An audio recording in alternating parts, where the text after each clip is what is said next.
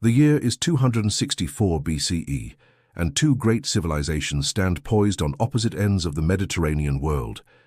In the west, Rome has just unified the Italian peninsula through centuries of conquest and alliance, forging a military machine unlike anything the ancient world has ever seen.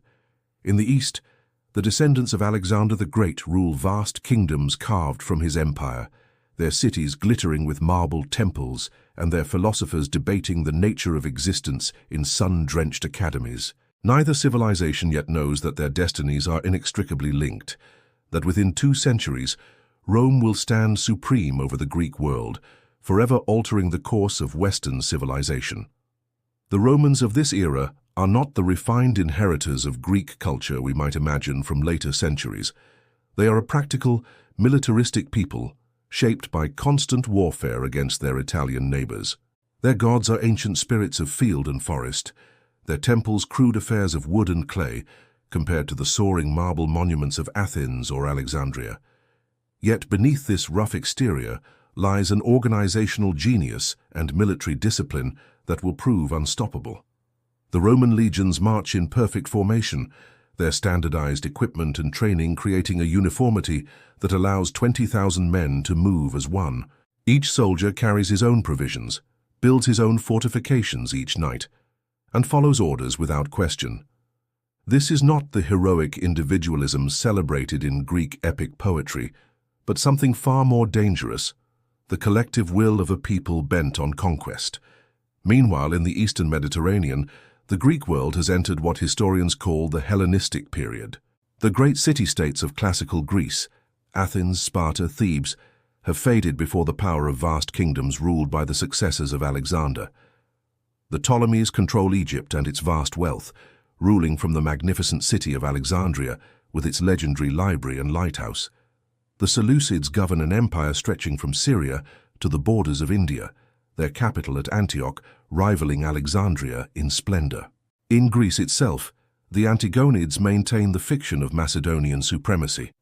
Though their actual power often extends little beyond their fortress strongholds, these kingdoms wage constant wars against each other, their professional armies employing the latest military innovations, war elephants from India, catapults capable of hurling massive stones, and the fearsome Macedonian phalanx with its forest of 18-foot spears.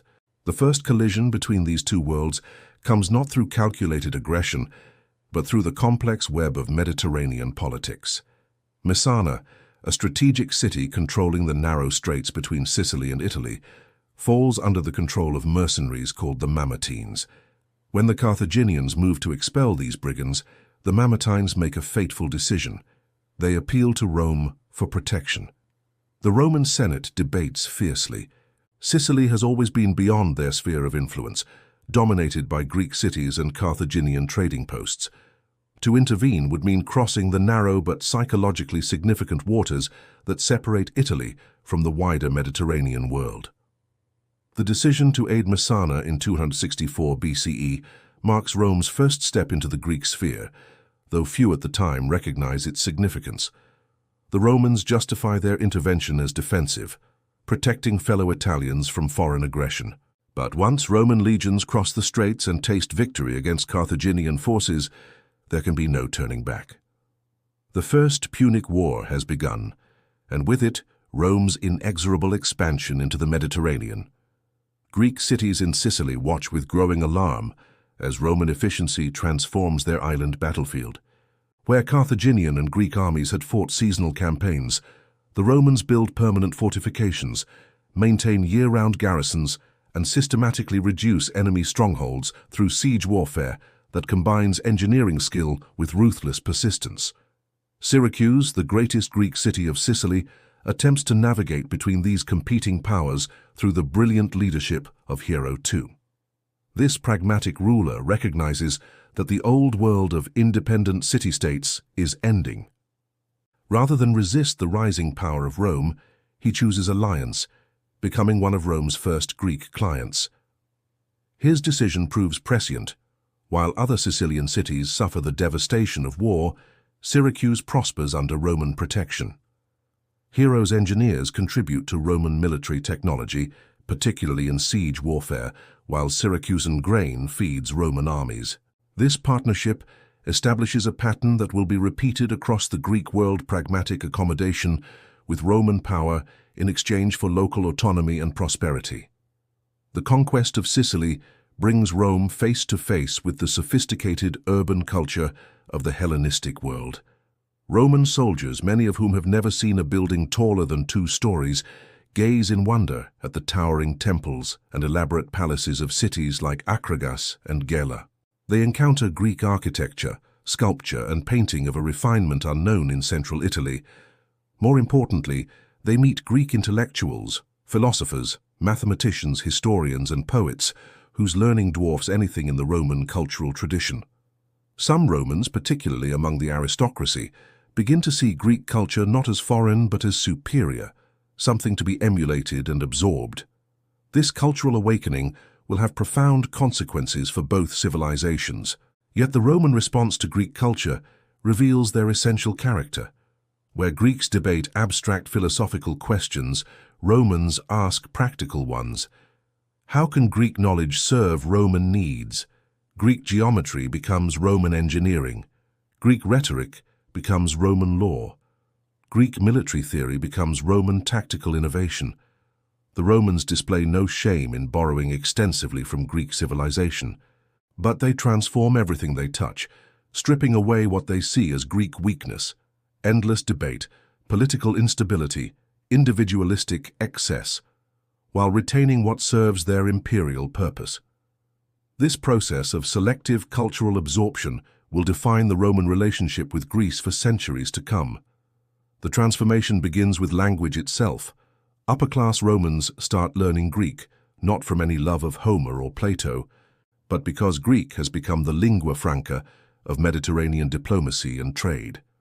Roman nobles need Greek to negotiate with Ptolemaic ambassadors, to understand Seleucid court protocols, and to communicate with the sophisticated merchants who increasingly flock to Rome's growing markets. As Greek words enter Latin vocabulary, they carry with them Greek concepts and ways of thinking.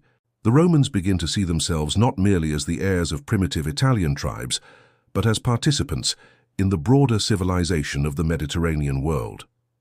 This cultural encounter accelerates as Roman armies push beyond Sicily into southern Italy, where Greek colonies have flourished for centuries.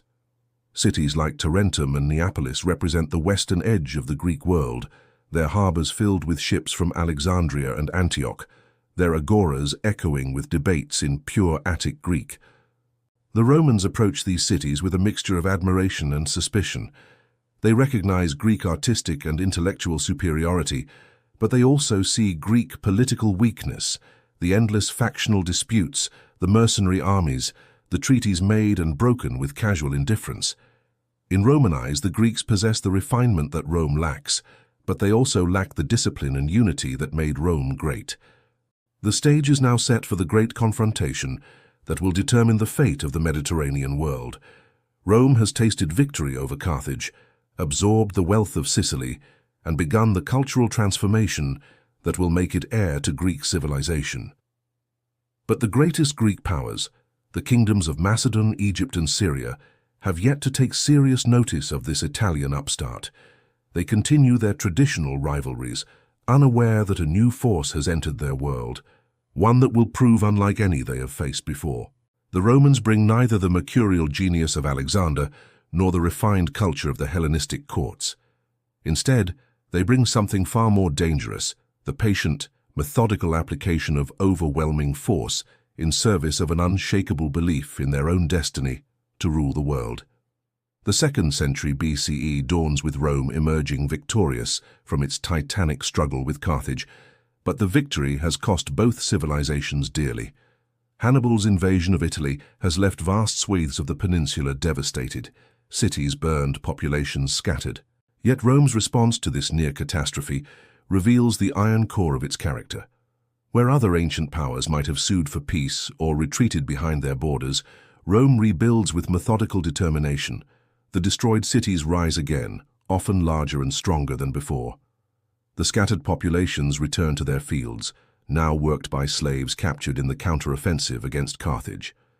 Most significantly, Rome's military machine emerges from the war not weakened, but transformed, tempered by adversity into an instrument of conquest the ancient world has never seen. Scipio Africanus stands as the embodiment of this new Roman confidence.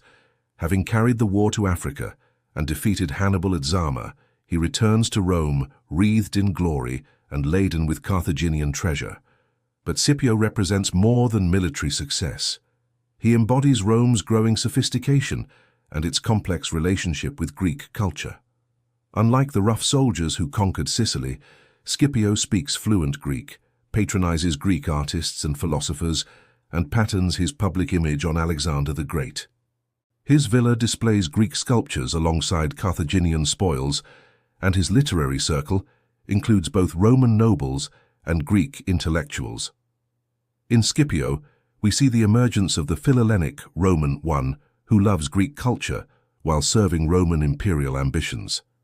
This cultural duality becomes crucial as Rome's attention turns eastward toward the great Hellenistic kingdoms. The immediate cause of Roman intervention appears almost accidental, an appeal from the small Greek states to protect them from Macedonian aggression. Philip Thamive of Macedon, seeking to exploit Rome's distraction during the Hannibalic War, has expanded his influence throughout the Greek world. The Rhodians and Pergamenes, traditional allies of Rome's enemy Carthage, now ironically seek Roman protection against Macedonian expansion. The Roman Senate debates the wisdom of Eastern involvement. Many senators argue that Rome has no business in Greek affairs, that Italian security requires no Eastern adventures. But the faction led by the Scipios sees opportunity in Greek weakness and Macedonian arrogance. The Second Macedonian War begins in 200 BCE, with Roman legions crossing the Adriatic for the first time in significant numbers. Philip V initially dismisses these Italian barbarians, confident that Macedonian military tradition, stretching back to Alexander, will prove superior to Roman innovations. He commands the finest heavy infantry in the world, the Macedonian phalanx with its sarissai, 18-foot pikes that create an impenetrable forest of steel points. His cavalry is recruited from the horse-breeding plains of Macedonia. His siege engines represent the latest in Hellenistic military technology. Moreover, he fights on familiar ground, in the mountainous terrain where Macedonian armies have won victories for 3 centuries. The Roman commander Flamininus represents a new type of Roman general, one who understands that conquest of the Greek world requires more than military victory. It demands cultural sensitivity and political sophistication. Unlike earlier Roman commanders who relied purely on force, Flamininus speaks fluent Greek and presents himself as a liberator rather than a conqueror. He offers freedom to the Greek cities under Macedonian control, promising to restore their traditional autonomy and democratic institutions. This message resonates powerfully with Greeks who have chafed under Macedonian rule, and city after city opens its gates to the Roman advance. The decisive confrontation comes at Cynocephalae in 197 BCE, a battle that demonstrates the superiority of Roman tactical flexibility over Macedonian tradition. Philip's phalanx advances in its classical formation, sarissai lowered, shields locked, an unstoppable juggernaut that has dominated Mediterranean battlefields since Alexander's time. But the Romans have learned from previous encounters with Greek heavy infantry. Their manipular system allows for rapid tactical adjustments that the rigid phalanx cannot match. When part of the Macedonian line advances too quickly over rough ground, Roman maniples exploit the gaps, attacking the phalanx from its vulnerable flanks where the long pikes become useless encumbrances rather than weapons. The destruction of the Macedonian phalanx at Cynocephalae sends shockwaves throughout the Hellenistic world. For 3 centuries, the descendants of Alexander's Macedonians have claimed military supremacy based on their proven battlefield tactics. Now Italian legionaries have shattered this reputation in a single afternoon. The psychological impact proves as significant as the military result. Greek cities throughout the eastern Mediterranean begin to recalculate their allegiances, weighing the declining power of traditional Hellenistic kingdoms against the rising strength of Rome. Flamininus's proclamation at the Isthmian Games of 196 BCE represents a masterpiece of Roman political theatre. Speaking in perfect Greek to a crowd of representatives from throughout the Greek world, he announces the liberation of all Greek cities from Macedonian control. The crowd erupts in such celebration that birds flying overhead are said to fall dead from the noise. Here is the Roman Empire presenting itself not as conqueror, but as liberator, not as destroyer of Greek freedom, but as its restorer. The proclamation glosses over the reality that Roman liberation comes with strings attached. Liberated cities must accept Roman guidance in foreign policy and open their markets to Roman trade. But for Greeks long subject to Macedonian kings, even conditional freedom seems preferable to continued subjugation. The Roman evacuation of Greece in 194 BCE appears to vindicate Flamininus's promises. Unlike previous conquerors who established permanent garrisons and imposed tribute, the Romans withdraw their legions and leave Greek cities to govern themselves. This unprecedented act of apparent magnanimity creates tremendous goodwill toward Rome throughout the Greek world. Cities erect statues to Roman commanders, establish religious festivals in their honor, and send embassies to Rome bearing golden crowns and expressions of gratitude. Yet beneath this surface euphoria, more perceptive Greek observers recognize that Roman withdrawal is only temporary. Rome has demonstrated its military superiority and established its moral authority as protector of Greek freedom. Future interventions will come at Roman invitation from Greek cities, seeking arbitration of their disputes. The power vacuum left by Macedonian defeat creates opportunities for other Hellenistic rulers to expand their influence in Greece. Antiochus III of the Seleucid Empire, fresh from successful campaigns in Asia that have earned him the title the Great, sees Roman withdrawal as an invitation to extend Seleucid power into Europe. His invasion of Greece in 192 BCE appears to validate those Romans who argued that Eastern intervention would prove endless, liberate Greece from Macedonia, and Syria moves to fill the vacuum. But Antiochus underestimates both Roman determination and Greek ambivalence toward his liberation. Where Romans presented themselves as liberators of existing Greek institutions, Antiochus arrives as a conqueror seeking to impose Seleucid rule over Greek cities that have just tasted Roman-sponsored freedom. The Roman response reveals the transformation in Roman strategic thinking since the Punic Wars. Earlier, Roman warfare had been defensive in nature, aimed at protecting Italian security from external threats. But the war against Antiochus marks Rome's emergence as a Mediterranean hegemon committed to maintaining the balance of power favorable to Roman interests. The Senate no longer asks whether Roman security requires intervention in distant conflicts. It asks whether Roman prestige and the credibility of Roman promises require such intervention. This shift from defensive to hegemonic thinking will drive Roman expansion for the next 2 centuries. Antiochus's defeat at Thermopylae in 191 BCE drives Seleucid forces back into Asia. But Roman commanders recognize that lasting security requires pursuing the war to its conclusion. For the first time, Roman legions cross into Asia, carrying the war into the heartland of one of Alexander's successor kingdoms. The Battle of Magnesia in 190 BCE witnesses the destruction of the Seleucid military machine, much as Cynocephalae had destroyed Macedonian power. Antiochus's diverse army, Syrian heavy infantry, Arab cavalry, Armenian archers, Gallic mercenaries, and even war elephants from India, dissolves before the disciplined advance of Roman manipules, supported by allied contingents from throughout the Greek world. The Peace of Apamea imposes crushing terms on the Seleucid Empire, stripping it of all territory west of the Taurus Mountains and imposing a massive indemnity that will cripple Seleucid finances for generations. But the treaty's most significant provision establishes Rome as Clients, Rhodes, and Pergamon as the dominant powers in Western Asia Minor. This pattern of indirect rule through allied states becomes the foundation of Roman imperial administration. Rather than directly governing conquered territories, Rome prefers to rule through local allies who maintain internal autonomy while deferring to Roman authority in matters of foreign policy and military affairs. The defeat of both Macedonia and Syria within a decade establishes Rome as the undisputed arbiter of Greek affairs.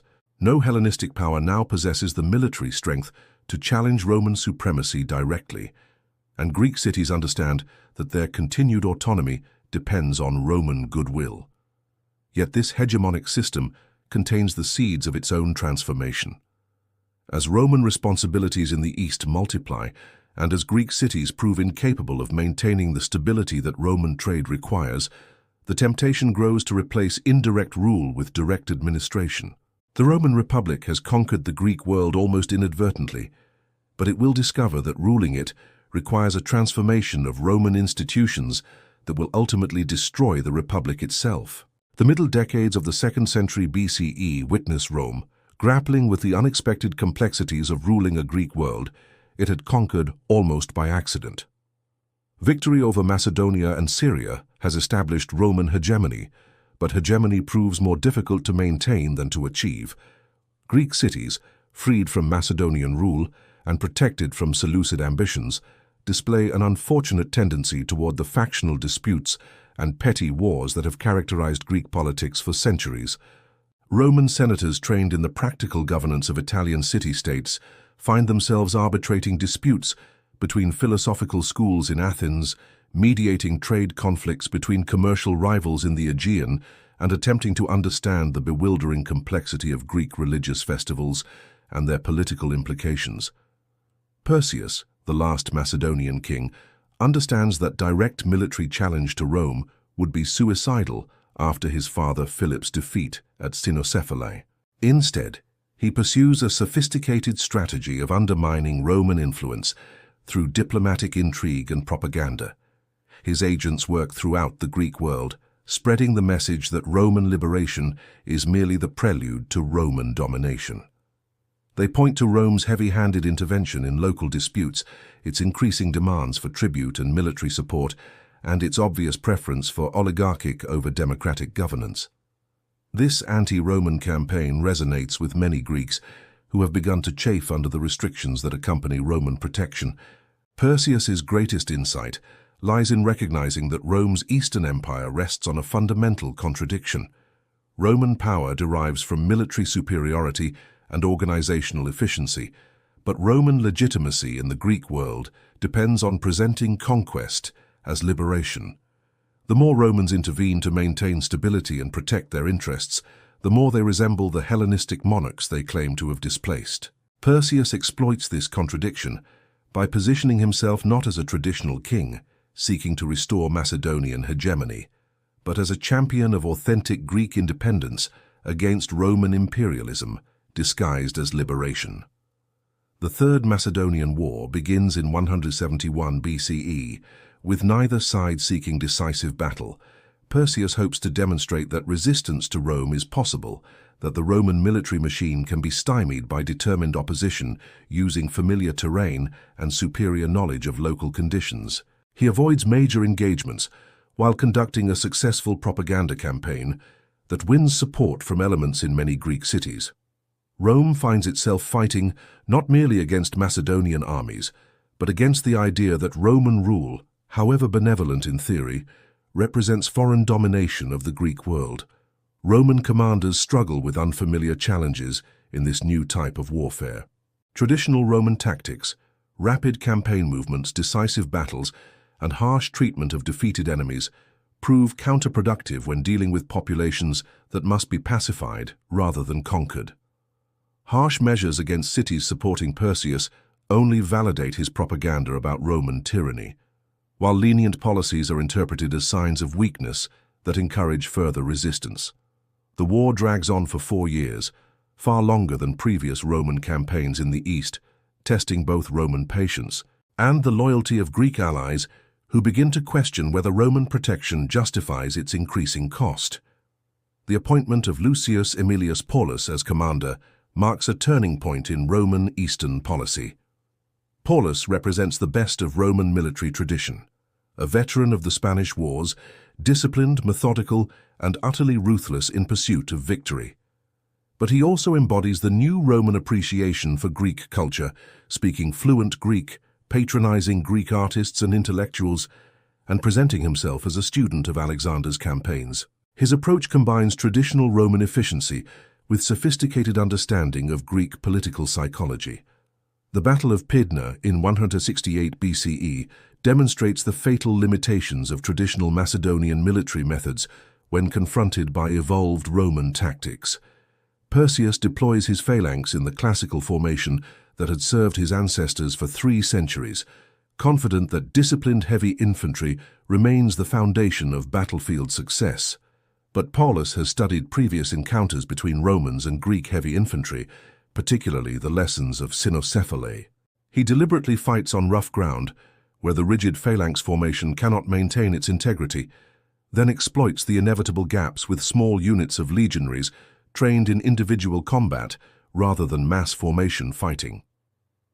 The destruction of Perseus's army at Pydna marks more than military defeat. It represents the end of Greek independence in any meaningful sense.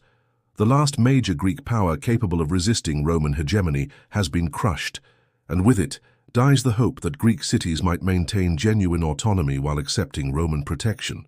Perseus himself becomes a symbol of this transformation, paraded through the streets of Rome in Paulus's triumph, a king reduced to a curiosity in a foreign conqueror's celebration. Roman treatment of Macedonia after Pydna reveals the evolution in Roman imperial thinking since the generous settlement following Cynocephalae. Where Flamininus had proclaimed Greek liberation and withdrawn Roman forces, Paulus imposes a harsher peace that reflects Rome's growing impatience with Greek political instability. Macedonia is divided into 4 republics, forbidden to intermarry or engage in commerce with each other. Their military capabilities systematically destroyed, and their natural resources, particularly the silver mines that had funded Macedonian armies since Philip II, reserved for Roman exploitation. The sack of Epirus provides an even starker indication of changing Roman attitudes toward Greek resistance. Paulus orders the systematic destruction of 70 cities and the enslavement of their entire populations. 150,000 people sold into slavery in a single campaign. This massive slave raid serves multiple purposes. It punishes regions that supported Perseus, provides wealth for Roman soldiers and commanders, and demonstrates to other potential rebels the consequences of opposing Roman will. The cultural implications prove as significant as the immediate political effects, as Greek intellectuals, artists, and craftsmen are scattered throughout the Roman world, accelerating the process of cultural fusion between Roman power and Greek learning. The arrival of thousands of Greek slaves in Roman markets transforms Roman society in unexpected ways. Unlike previous slaves taken in Italian wars, these Greeks possess literacy, technical skills, and cultural sophistication that many Roman masters lack. Greek slaves become tutors to Roman children, architects for Roman building projects, physicians for Roman families, and secretaries for Roman magistrates. This massive infusion of Greek human capital accelerates the Hellenization of Roman culture, but in a context that emphasizes Greek subordination to Roman power. Romans can admire and learn from Greek culture while maintaining their conviction that political and military superiority demonstrates their fundamental superiority as a people. The psychological impact on the Greek world proves as significant as the immediate political consequences. The destruction of Macedonian independence and the mass enslavement of Epirote populations convince Greek cities that Roman protection, however restrictive, represents their only hope for survival. Resistance to Rome no longer appears as a path to restored independence, but as a guarantee of catastrophic retribution. This shift in Greek attitudes transforms Rome's Eastern Empire from a collection of reluctant allies into a network of dependent clients who compete for Roman favor rather than dream of Roman expulsion. Yet Roman victory at Pydna creates new problems even as it solves old ones. Direct administration of Macedonia requires Roman magistrates with understanding of complex local conditions, Greek-speaking staff capable of implementing Roman policies, and permanent military garrisons to maintain order. These requirements strain Roman administrative capacity and force innovations in imperial governance that will ultimately transform the Roman Republic itself. More immediately, success in Macedonia encourages Greek cities to appeal to Rome for arbitration of disputes that previous generations would have settled through traditional diplomatic negotiations or limited warfare. The transformation becomes evident in Roman treatment of Rhodes, previously among Rome's most favored allies in the Greek world. Rhodian merchants control much of the Aegean trade, their navy maintains security against piracy, and their diplomatic traditions provide stability in the complex world of Greek interstate relations. But Rhodes's attempt to mediate between Rome and Perseus, motivated by desire to preserve the balance of power that protects Rhodian commercial interests, is interpreted by Romans as disloyalty bordering on treachery. The establishment of a free port at Delos, directly competing with Rhodian trade, demonstrates that Roman friendship now requires absolute subordination to Roman policy, rather than the mutual respect between equals that had characterized earlier relationships. The fate of Rhodes illustrates the fundamental transformation in Roman-Greek relations during the third quarter of the 2nd century BCE. Rome no longer presents itself as the liberator of Greek cities from Hellenistic monarchs, but as the imperial power that determines the fate of all Mediterranean peoples. Greek autonomy becomes a privilege granted or withdrawn according to Roman interests, rather than a right to be protected by Roman power. This shift from hegemonic to imperial thinking sets the stage for the final transformation of the Greek world from a collection of autonomous cities into provinces of the Roman Empire. The transformation of Roman attitudes toward the Greek world becomes starkly apparent in the events of 146 BCE, a year that witnesses two catastrophic destructions that forever alter the relationship between Roman power and Greek civilization. The simultaneous annihilation of Carthage and Corinth, separated by only months, represents more than military victories. These campaigns mark Rome's emergence as a power willing to employ total destruction as an instrument of policy. The methodical obliteration of these ancient cities, one African and one Greek, demonstrates that Rome has moved beyond the careful balance of force and diplomacy that characterized its earlier expansion. Now, Roman patience has limits, and cities or peoples who exhaust that patience face not defeat but extinction. The Achaean War begins with the sort of factional dispute that has plagued Greek politics for centuries, but Roman involvement transforms a local conflict into a test of imperial authority. The Achaean League, the last significant Greek political federation, attempts to assert its traditional right to discipline member cities that violate league agreements. When Sparta seeks to withdraw from the league, appealing to Rome for protection, the Achaeans find themselves caught between their legal rights under Greek law and Roman preferences for the status quo that serves Roman interests. The Roman Senate's initial response appears moderate. A commission will investigate the dispute and recommend a solution satisfactory to all parties. But the Roman commissioners arrive in Greece with attitudes shaped by decades of Greek factional disputes that have required Roman arbitration. They see not a legitimate constitutional crisis within the Achaean League, but another example of Greek inability to maintain the stability that Roman trade and administration require. Their solution reflects Roman impatience with Greek political complexity, the dissolution of the Achaean League, and the establishment of direct Roman oversight of all Greek cities previously under federal authority. This proposal strikes at the heart of Greek political tradition, which has always recognized the right of cities to form voluntary associations for mutual defense and common governance. The Greek response reveals how completely Roman conquest has altered traditional patterns of political behavior. Earlier generations of Greeks might have accepted even harsh terms imposed by a superior power, recognizing that temporary submission could preserve the possibility of future independence. But the Greeks of 146 BCE understand that Roman domination, once established, will prove permanent. Their resistance therefore takes on a desperate character, fueled not by hope of victory, but by refusal to accept the complete extinction of Greek political autonomy that Roman demands represent. Critolaus, the Achaean strategos, who leads the resistance, embodies the tragic nobility of Greek opposition to Roman imperialism. A student of peripatetic philosophy, he understands perfectly the military impossibility of Greek success against Roman legions. Yet he also recognizes that submission to Roman demands will end not merely Achaean independence, but the entire tradition of Greek self-governance that stretches back to the Archaic period. His speeches to the Achaean assembly invoke not practical calculations of military advantage, but abstract principles of justice and freedom that Roman pragmatism finds incomprehensible and dangerous. The Roman response to Achaean resistance reflects the transformation in Roman imperial thinking since the generous settlements that followed earlier Greek wars. Lucius Mummius, the commander appointed to suppress the Achaean rebellion, receives instructions that make clear the Senate's determination to end Greek political independence permanently. Unlike Flamininus, who had proclaimed Greek liberation, or even Paulus, who had imposed harsh but limited penalties on defeated enemies, Mummius carries authority to take whatever measures he deems necessary to prevent future Greek challenges to Roman authority.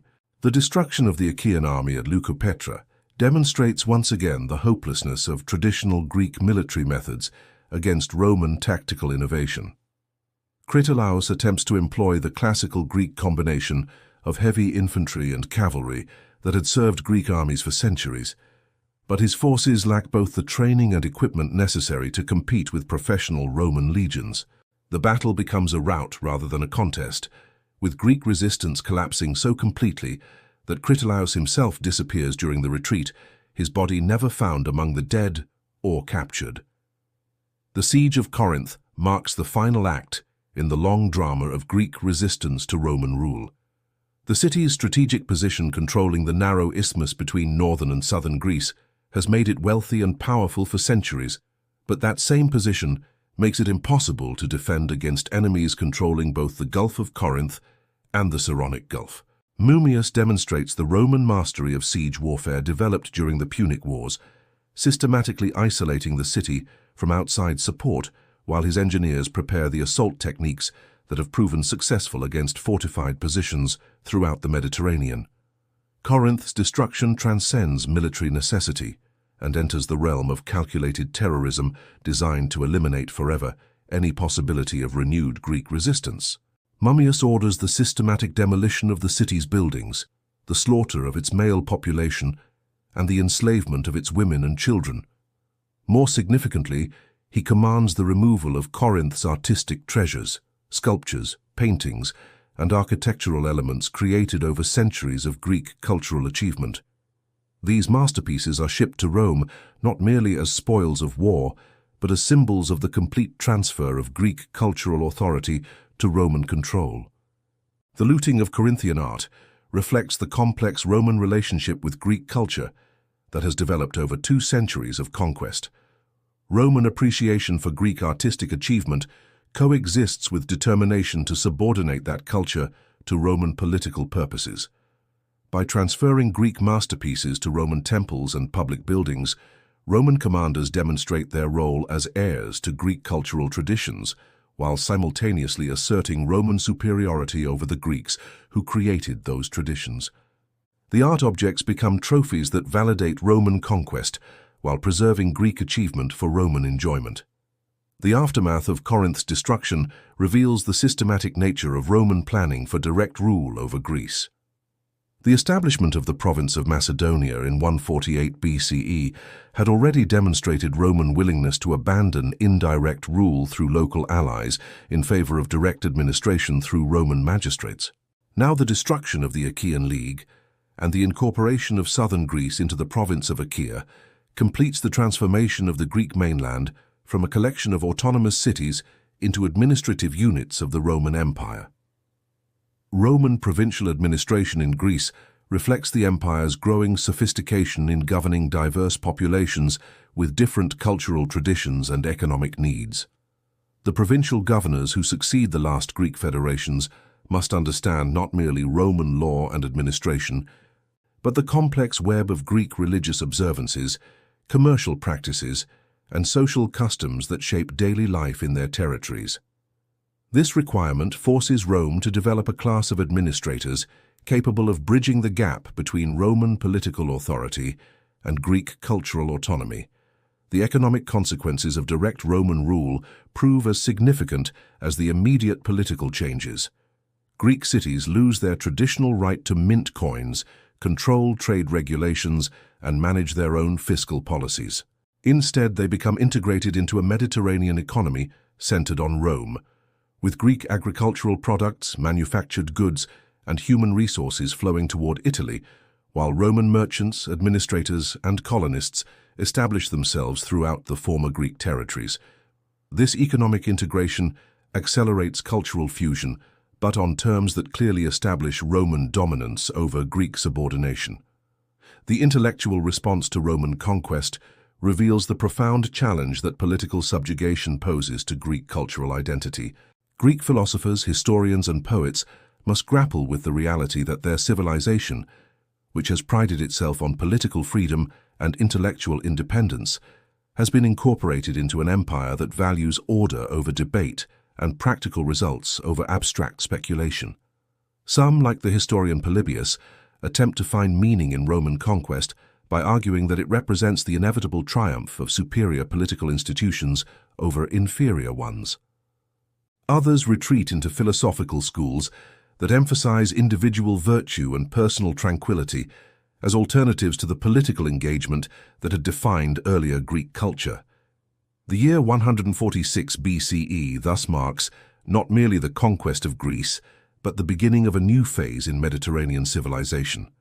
Rome has demonstrated that it possesses not only the military power to defeat Greek armies, but the administrative capacity to govern Greek territories and the cultural confidence to absorb Greek learning while maintaining Roman identity. The destruction of Corinth announces that the age of Greek political independence has ended forever, but it also inaugurates the age of Greco-Roman cultural synthesis that will define Western civilization for centuries to come. The Romans have conquered Greece, but in doing so they have created the conditions for Greece to conquer Roman culture, though on Roman terms and for Roman purposes. The decades following the destruction of Corinth witness a profound transformation in both Roman and Greek societies as conqueror and conquered begin the complex process of cultural synthesis.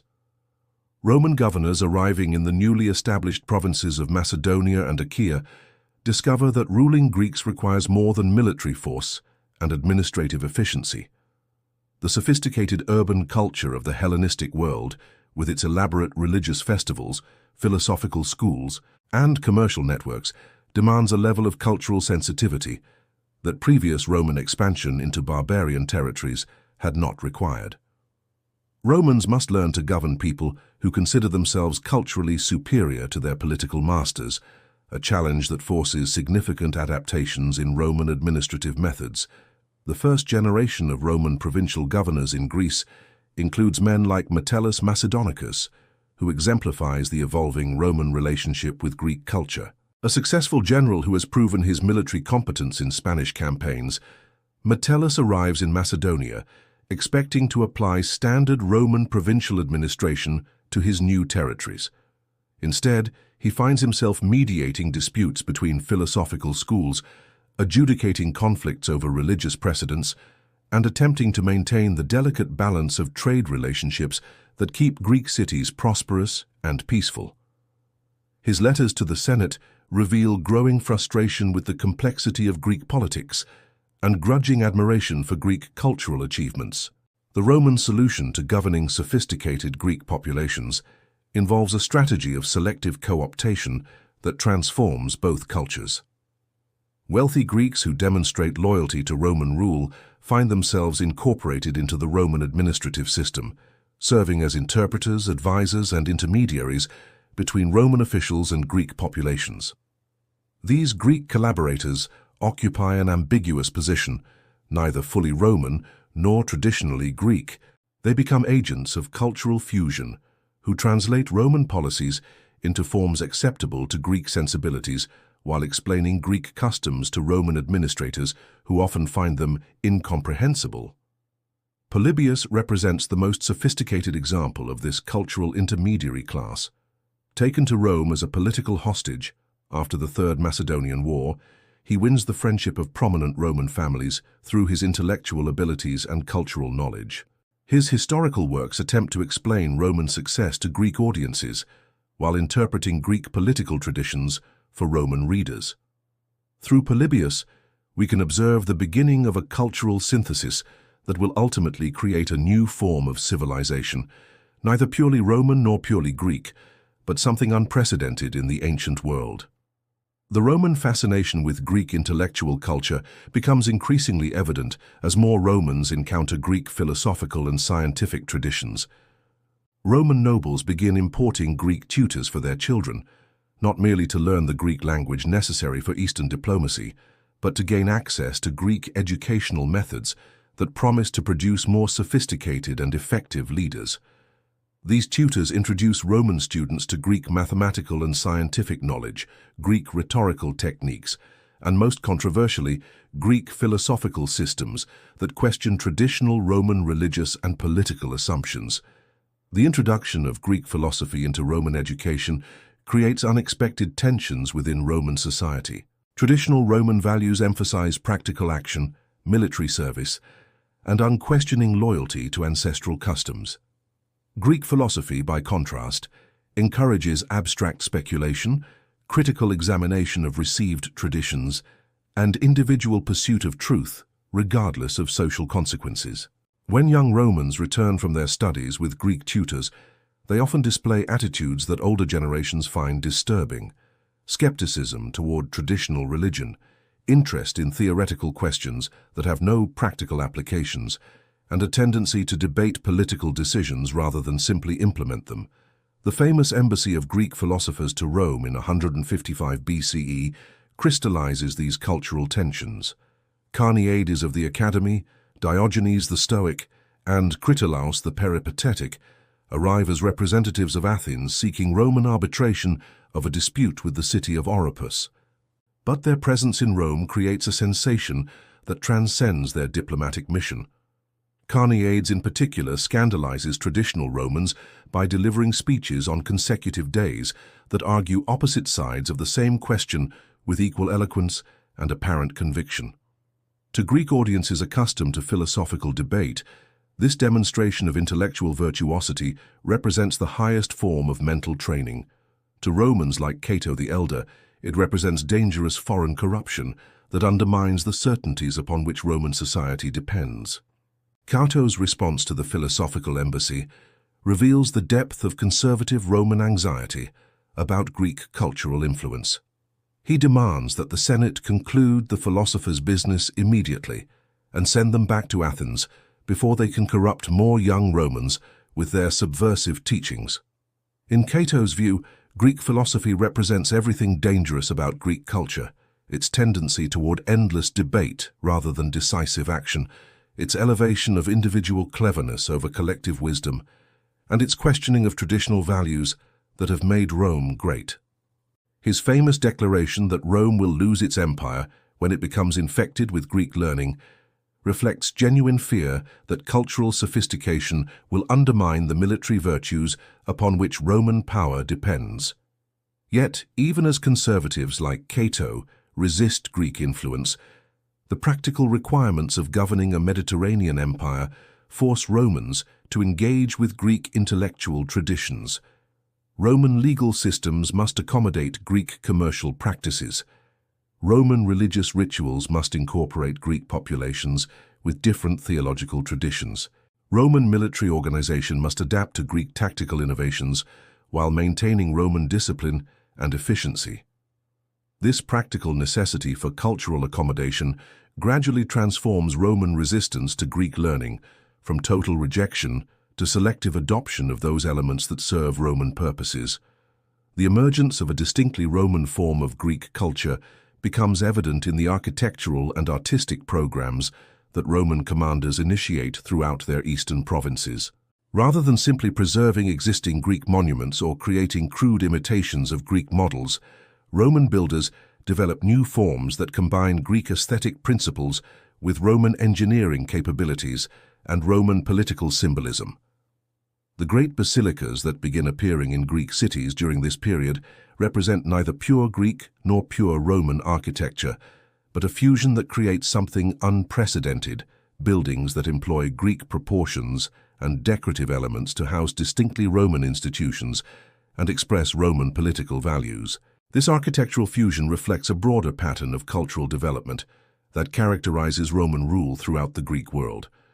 Romans do not attempt to suppress Greek cultural practices or replace them with Roman equivalents. Instead, they systematically modify Greek traditions to serve Roman political purposes while maintaining enough continuity to preserve Greek loyalty and cooperation. Greek religious festivals continue, but under Roman sponsorship and with Roman officials playing prominent ceremonial roles. Greek athletic competitions persist, but with Roman magistrates serving as judges, and Roman themes integrated into the victory celebrations. Greek philosophical schools maintain their independence, but their curricula increasingly emphasize practical subjects that prepare students for careers in Roman administration. The transformation of Greek education under Roman rule exemplifies this process of guided cultural evolution. Traditional Greek education had emphasized the development of well-rounded individuals capable of participating effectively in democratic political systems. Students learned rhetoric to participate in popular assemblies, philosophy to make wise personal and political decisions, and athletics to serve their cities as citizen soldiers. But democratic politics has disappeared from the Greek world, replaced by Roman provincial administration that requires different skills and serves different purposes. Greek schools adapt by emphasizing rhetorical training that prepares students for careers as advocates in Roman courts, philosophical studies that focus on practical ethics suitable for Roman administrators, and physical education that builds character rather than military capability. The career of Cicero's contemporary Apollodorus of Pergamon illustrates the opportunities and challenges facing Greek intellectuals under Roman rule. One of the most celebrated rhetoricians of his generation, Apollodorus attracts students from throughout the Mediterranean world who seek training in the oratorical skills necessary for success in Roman courts and assemblies. His school in Rhodes becomes the essential stop for ambitious young Romans seeking to complete their education, while his treatises on rhetorical theory influence Roman legal practice and political debate. Yet Apollodorus must carefully navigate the political sensitivities of his position. His teaching must enhance Roman effectiveness without appearing to criticize Roman methods, and his students must learn to use Greek rhetorical techniques in service of Roman rather than Greek political goals. The religious dimensions of Romano-Greek cultural synthesis prove particularly complex, as Roman officials must accommodate the deeply rooted spiritual traditions of Greek populations while maintaining the religious foundations of Roman political authority. Greek cities have worshipped their traditional gods for centuries, with elaborate festivals and sacred ceremonies that define community identity and regulate economic life. Romans cannot simply abolish these practices without risking widespread resistance, but neither can they allow purely Greek religious observances that might become rallying points for anti-Roman sentiment. The solution involves a gradual process of religious syncretism that identifies Greek gods with Roman equivalents, while introducing Roman religious practices into Greek ceremonial contexts. The establishment of ruler cults in Greek cities represents the most visible aspect of this religious fusion. Greek populations, accustomed to honoring Hellenistic kings as divine or semi-divine figures, readily extend similar honors to Roman governors and eventually to the Roman emperor. These cults serve multiple purposes. They provide familiar religious forms through which Greeks can express loyalty to Roman authority. They satisfy Roman expectations of proper respect for imperial power. And they create new festivals and ceremonies that bring together Roman officials and Greek populations in shared religious observances. The economic integration of the Greek world into the Roman imperial system produces perhaps the most profound and lasting changes in daily life throughout the Eastern Mediterranean. Greek cities lose their traditional control over local taxation, trade regulations, and currency systems, becoming instead administrative units within a Mediterranean economy managed from Rome. This transformation initially creates significant disruption, as traditional Greek commercial practices must adapt to Roman legal requirements and Roman business methods. But the ultimate result is incorporation into a much larger and more prosperous economic system that offers opportunities unknown in the fragmented world of competing Greek city-states and Hellenistic kingdoms. The development of Roman commercial law provides an excellent example of how practical necessity forces cultural synthesis, even in areas where Romans initially resist Greek influence. Roman legal traditions, developed for a simple agricultural society, prove inadequate for regulating the complex commercial relationships that characterize Greek urban economies. Roman jurists must therefore study Greek commercial law and incorporate Greek legal concepts into Roman jurisprudence. The resulting synthesis creates new legal categories and procedures that serve the needs of Mediterranean trade, while maintaining Roman legal authority and Roman legal principles. The final century of the Roman Republic witnesses the culmination of Romano-Greek cultural synthesis as the Roman elite fully embraces Greek intellectual culture while maintaining absolute political dominance over the Greek world. This period produces the first generation of Romans who are as comfortable in Greek as in Latin, who regard Greek philosophy and rhetoric as essential components of proper education, and who see themselves as the inheritors and protectors of the best elements in both Roman and Greek traditions. Yet this cultural fusion occurs against the backdrop of increasing political instability in Rome itself, as the institutions of the Republic prove inadequate to govern the vast empire that Roman arms have created. The career of Marcus Tullius Cicero embodies both the possibilities and the limitations of Romano-Greek cultural synthesis in this final phase of Republican history. Born into a modest Italian family with no Greek ancestry, Cicero nevertheless becomes one of the most accomplished Greek scholars of his generation, studying philosophy in Athens and Rhodes, corresponding with Greek intellectuals throughout the Mediterranean, and writing philosophical treatises that demonstrate mastery of Greek philosophical traditions. His speeches and letters reveal a man who thinks in both languages, who naturally employs Greek rhetorical techniques in Roman political contexts, and who sees no contradiction between Roman patriotism and Greek learning. Yet Cicero's career also illustrates the political tensions that Romano-Greek cultural synthesis creates within Roman society. His philosophical interests and rhetorical sophistication mark him as suspect to traditional Romans, who associate Greek learning with political unreliability. His advocacy of Greek cultural values earns him enemies among those who believe that Roman virtue depends upon rejection of foreign influences.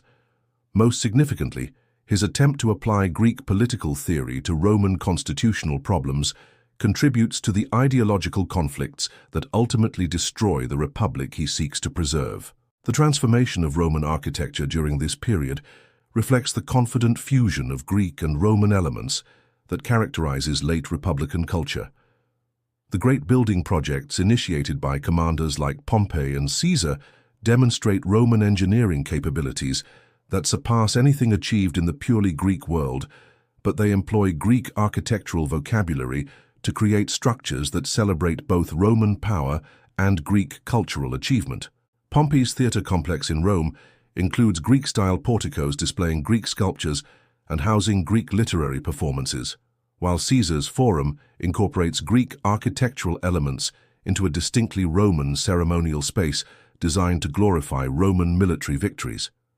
This architectural synthesis extends throughout the Roman world as colonies and municipalities established in previously Greek territories developed their own versions of Romano-Greek urban design. Cities like Corinth, refounded by Caesar as a Roman colony, display this cultural fusion in their public buildings, which employ Roman construction techniques and serve Roman administrative functions while incorporating Greek aesthetic principles and accommodating traditional Greek social practices. The result is a new form of urban environment that is neither purely Roman nor purely Greek, but represents a genuine synthesis of both traditions.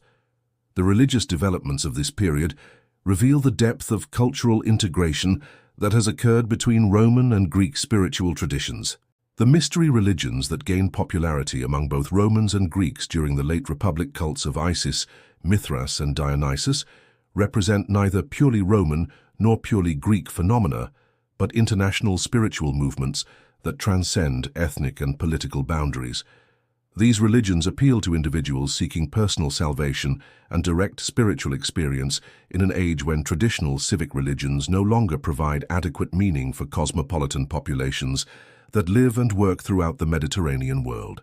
The intellectual achievements of this period demonstrate the creative potential of Romano-Greek cultural synthesis when political conditions allow free exchange of ideas and methods. The geographical works of Strabo, the historical writings of Diodorus Siculus, and the architectural treatises of Vitruvius all represent collaborative efforts that combine Roman practical knowledge with Greek theoretical sophistication to produce new forms of learning that serve the needs of a Mediterranean civilization. These authors write for audiences that include both Romans and Greeks, and their works assume readers who are familiar with both cultural traditions and comfortable moving between them. Yet the political instability of the late Republic increasingly threatens the cultural achievements of Romano-Greek synthesis. The civil wars that convulsed the Roman world from the time of Marius and Sulla through the final victory of Augustus create conditions that make sustained intellectual and artistic endeavor increasingly difficult. Greek cities find themselves repeatedly forced to choose sides in Roman political conflicts, with the losing choice often resulting in devastating punishment. The sack of Athens by Sulla in 87 BCE demonstrates that Roman respect for Greek cultural achievement provides no protection when Greek cities choose the wrong side in Roman civil wars. The rise of individual Roman commanders to positions of quasi-monarchical power creates new opportunities for ambitious Greeks while simultaneously threatening the autonomy of Greek cultural institutions. Pompey, Caesar, and their rivals compete for Greek support by offering patronage to Greek intellectuals, funding Greek festivals and building projects, and presenting themselves as protectors of Greek cultural traditions. But this patronage comes at the cost of subordinating Greek cultural life to the political needs and personal ambitions of Roman strongmen who may be overthrown or assassinated at any moment. The assassination of Caesar in 44 BCE triggers a final round of civil wars that devastates the Greek world and ultimately transforms the Roman Empire from a republican confederation into an autocratic monarchy. Greek cities that support the wrong faction in these conflicts face consequences that range from heavy taxation to complete destruction, while those that choose wisely find themselves rewarded with privileges and benefactions that exceed anything they enjoyed under the Republic. The Battle of Philippi in 42 BCE, fought on Greek soil between the assassins of Caesar and his avengers, symbolizes the extent to which Greek territories have become pawns in Roman power struggles rather than autonomous participants in Mediterranean civilization. The victory of Octavian over Mark Antony and Cleopatra at Actium in 31 BCE marks the end of both the Roman Republic and the last vestige of Hellenistic independence. Antony's alliance with the Ptolemaic queen represents an attempt to create an alternative power center in the Eastern Mediterranean, one that might restore something resembling the balance between East and West that had characterized the Hellenistic period. His defeat eliminates this possibility permanently, establishing a unified Mediterranean empire under Roman rule that will endure for centuries. The establishment of the Principate under Augustus creates new conditions for Romano-Greek cultural synthesis that will define the imperial period.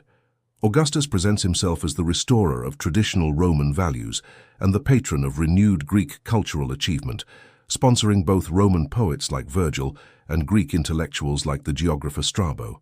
His building programs in both Rome and Greek cities demonstrate imperial resources devoted to creating architectural environments that celebrate both Roman political authority and Greek cultural heritage.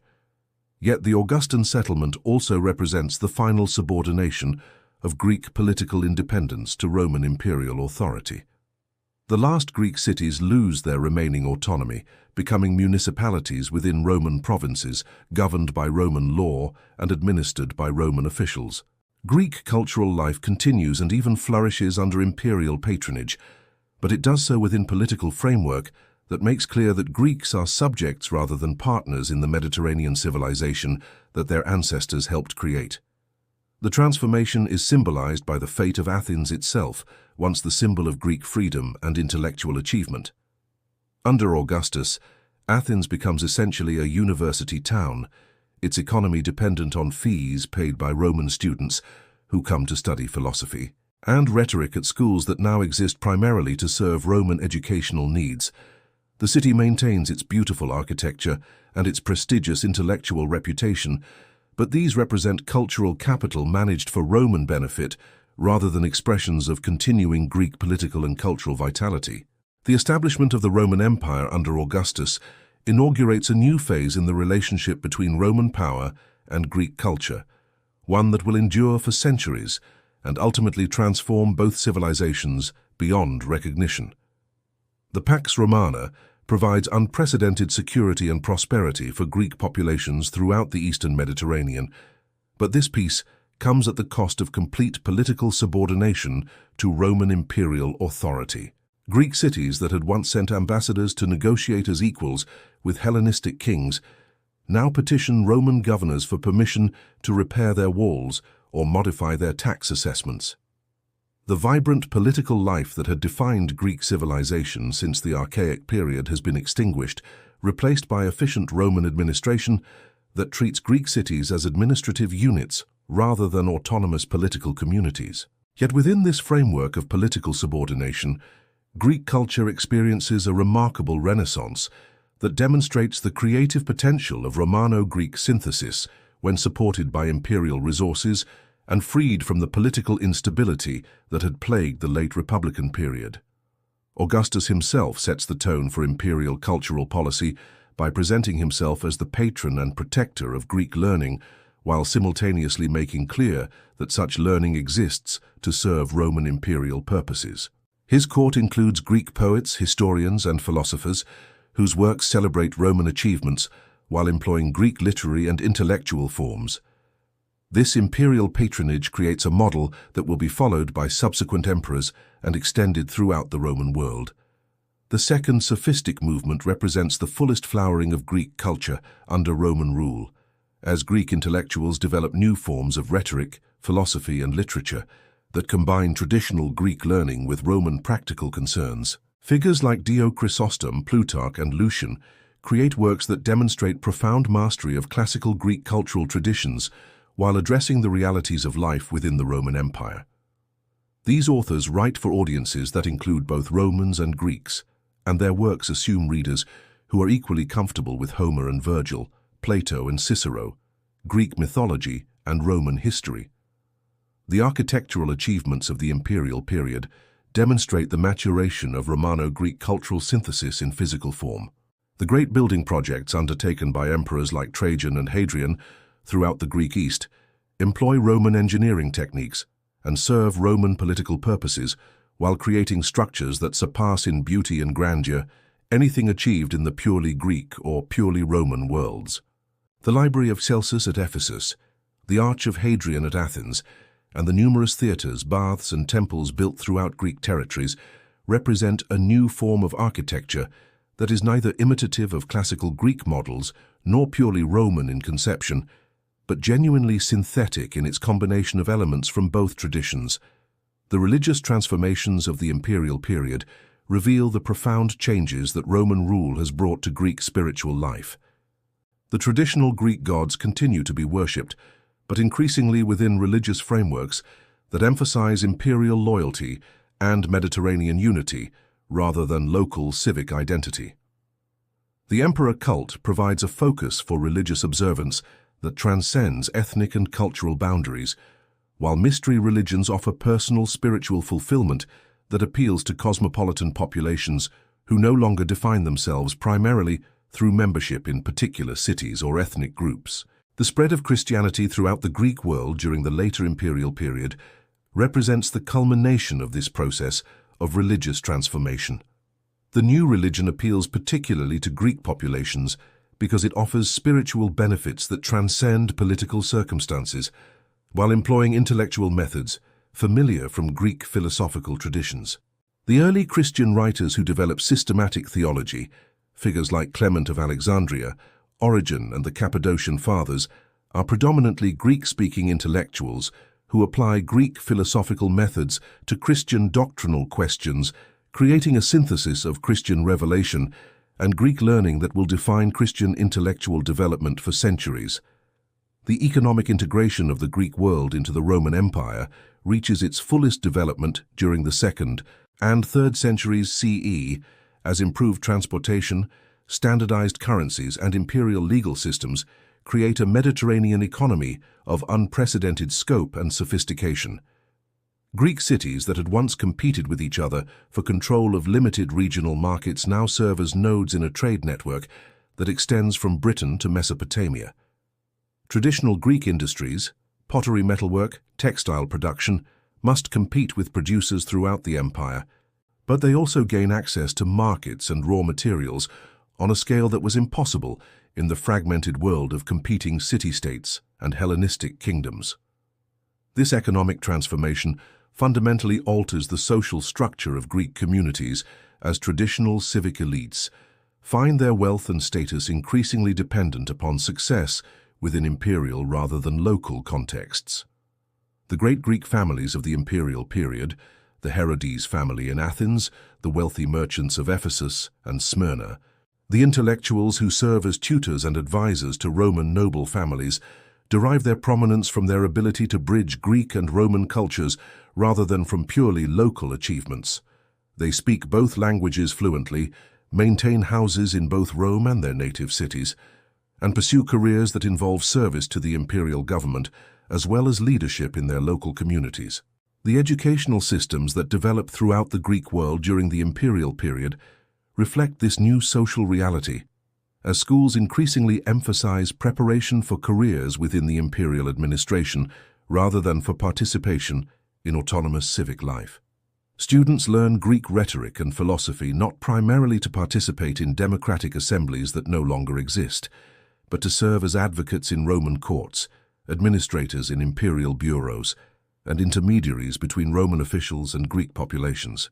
The curriculum maintains its traditional emphasis on classical Greek literature and thought, but these subjects now serve new purposes. They provide cultural credentials necessary for advancement within the imperial hierarchy, rather than intellectual preparation for independent political action. The literary achievements of Greeks under Roman rule demonstrate both the creative possibilities and the inherent limitations of cultural synthesis within an imperial framework. Authors like Plutarch produce works of remarkable sophistication and enduring value, but they do so within constraints that would have been unthinkable to earlier generations of Greek writers. Their works must avoid any suggestion of criticism of Roman rule, any nostalgia for Greek independence, or any implication that Greek cultural achievements demonstrate Greek superiority over their Roman masters. Instead, they must present Greek culture as a valuable component of a larger civilization whose political leadership properly belongs to Rome. The historical works of this period reveal these constraints most clearly, as Greek historians struggle to explain the Roman conquest of Greece in terms that preserve Greek dignity while acknowledging Roman superiority. Plutarch's parallel lives of Greek and Roman heroes attempt to demonstrate the fundamental equality of both traditions, but they do so within a framework that accepts Roman political dominance as the natural culmination of historical development. Dio Cassius writes a comprehensive history of Rome that displays profound knowledge of Roman institutions and thorough acceptance of Roman imperial ideology, even though he himself is of Greek origin and Greek cultural formation. The philosophical developments of the imperial period show how Greek intellectual traditions adapt to conditions of political subordination while maintaining their essential character. The revival of Platonism during the 2nd and 3rd centuries CE creates new forms of philosophical speculation that emphasize transcendence of political circumstances through contemplation of eternal truths. These philosophers develop sophisticated metaphysical systems that offer meaning and purpose to individuals who live within an imperial system that offers limited opportunities for meaningful political participation. Their works demonstrate that Greek intellectual creativity can flourish even under conditions of political subordination, but they also reveal how such conditions redirect intellectual energy away from practical political concerns toward abstract speculative questions. The artistic production of the Greek world under Roman rule achieves remarkable heights while serving purposes that would have been foreign to classical Greek artists. The great sculpture workshops of Athens and Asia Minor produce works that employ classical Greek techniques and aesthetic principles to glorify Roman emperors and celebrate Roman achievements.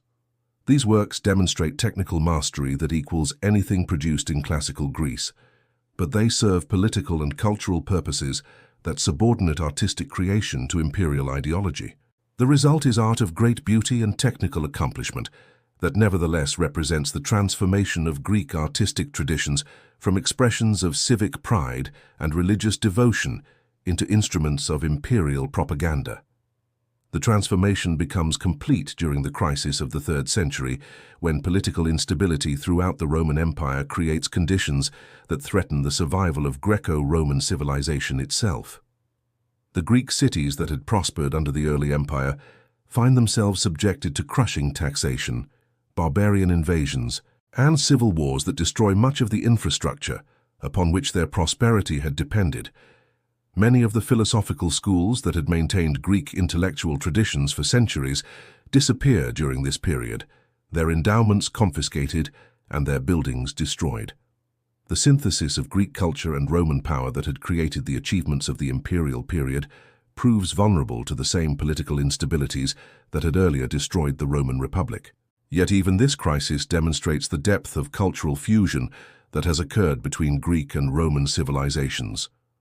The reforms of Diocletian and Constantine that restore imperial stability draw upon both Greek and Roman administrative traditions, while the establishment of Constantinople as a new imperial capital represents the final triumph of Greek cultural influence within the Roman imperial system. The new city consciously models itself on classical Greek urban planning, while serving as the seat of Roman imperial authority, creating a physical symbol of the synthesis that has transformed both civilizations. Rome has conquered Greece politically and militarily, but Greece has conquered Rome culturally and intellectually, creating a new form of civilization that preserves the best elements of both, while transcending the limitations of each taken separately. The establishment of Constantinople in 330 CE represents the ultimate consummation of the centuries-long process by which Rome conquered Greece, only to be conquered in turn by Greek culture. Constantine's new city, rising on the 7 hills overlooking the Bosphorus, embodies the complete synthesis of Roman power and Greek learning that had been developing since Roman legions first crossed the Adriatic 3 centuries earlier. Here on the site of ancient Byzantium, the Roman Empire receives a new capital that is consciously Greek in its cultural orientation while remaining uncompromisingly Roman in its political authority. The city's very existence announces that the future of Roman civilization lies not in the West, where barbarian invasions threaten the foundations of imperial power, but in the East, where Greek traditions provide the cultural framework for a renewed and transformed empire. Constantine himself embodies the transformation that has overtaken Roman civilization since the conquest of Greece. Though born to a military family in the Latin-speaking Western provinces, he governs an empire in which Greek has become the language of sophisticated discourse. Greek philosophical concepts shape Christian theological development, and Greek artistic traditions define imperial ceremonial expression. His conversion to Christianity represents not merely personal religious conviction, but recognition that the future of Roman imperial ideology lies in synthesis with the religious and intellectual traditions that have emerged from the encounter between Greek philosophy and Christian revelation. The construction of Constantinople demonstrates how completely Roman engineering capabilities have absorbed and transcended Greek architectural achievement. The new city employs Roman concrete construction, Roman urban planning principles, and Roman hydraulic engineering to create an urban environment that surpasses anything achieved in the purely Greek world. Yet the city's aesthetic vocabulary remains fundamentally Greek. Its public buildings employ Greek architectural orders, its sculptural decoration follows Greek artistic conventions, and its ceremonial spaces evoke the civic grandeur of classical Greek city-states. The result is neither purely Roman nor purely Greek, but genuinely synthetic, a new form of urban civilization that could not have existed without the centuries of cultural interaction that followed Roman conquest of the Greek world. The Senate of Constantinople illustrates the political dimensions of this cultural synthesis. Unlike the Roman Senate, which had always maintained its identity as a distinctly Latin institution rooted in Italian traditions, the new Senate includes senators of Greek origin who bring Greek political concepts and Greek rhetorical training to imperial administration. These men speak Greek as their native language, think in categories derived from Greek political philosophy, and maintain cultural connections with the Greek cities of Asia Minor and the Eastern Mediterranean. Yet they serve a state that remains fundamentally Roman in its legal institutions, military organization, and imperial ideology. The educational institutions that develop in and around Constantinople during the 4th and 5th centuries reveal the extent to which Greek learning has been integrated into the highest levels of imperial administration. The university established by Theodosius II provides advanced instruction in both Greek and Latin, but its curriculum emphasizes those aspects of Greek education, rhetoric, philosophy, and jurisprudence that serve the practical needs of imperial governance. Students come from throughout the empire to study with professors who are often themselves of Greek origin, creating an intellectual environment that is cosmopolitan in character while serving specifically Roman political purposes. The legal developments of this period demonstrate how Greek philosophical concepts have been incorporated into the very foundations of Roman jurisprudence. The great legal compilations undertaken by emperors like Theodosius and Justinian employ Greek philosophical methods to systematize Roman legal traditions, creating comprehensive law codes that combine Roman practical experience with Greek theoretical sophistication. The lawyers who produce these works are trained in Greek philosophical methods as well as Roman legal precedents, and their syntheses create new forms of jurisprudence that influence legal development throughout the medieval and modern periods. The Christian writers of the 4th and 5th centuries represent the fullest flowering of the cultural synthesis that began with Roman conquest of the Greek world. Figures like John Chrysostom, Basil the Great, and Gregory of Nazianzus demonstrate complete mastery of both Greek philosophical traditions and Christian theological principles, creating works that employ Greek literary forms and Greek intellectual methods to expound Christian doctrine. Their sermons, theological treatises, and commentaries on Scripture reveal minds that are simultaneously Greek in their cultural formation and Christian in their religious commitment, creating a synthesis that transcends the boundaries between classical and Christian civilization. The artistic achievements of this period show how Greek aesthetic traditions have been transformed to serve Christian and imperial purposes while maintaining their essential character. The great churches built during the 4th and 5th centuries, Hagia Sophia in Constantinople, the Holy Sepulchre in Jerusalem, the Church of the Nativity in Bethlehem, employ architectural principles derived from both Greek temple design and Roman basilica construction to create new forms of sacred architecture. The mosaics that decorate these buildings combine Greek naturalistic representation with Christian symbolic content, while the liturgical objects they contain demonstrate the application of traditional Greek artistic skills to Christian ceremonial purposes.